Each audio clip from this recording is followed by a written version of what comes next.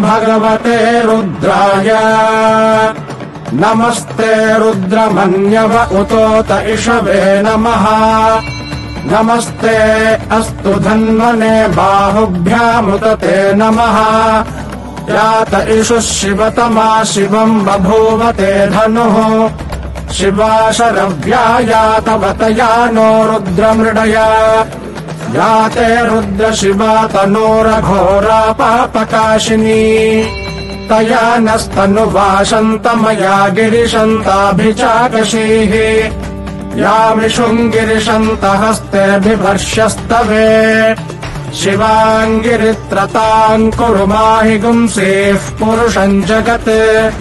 शिवेन वचसा त्वा गिरिशाच्छावदामसि यथा नः सर्वमिज्जगत यक्ष्मगुम् सुमना असत् अभ्यवोच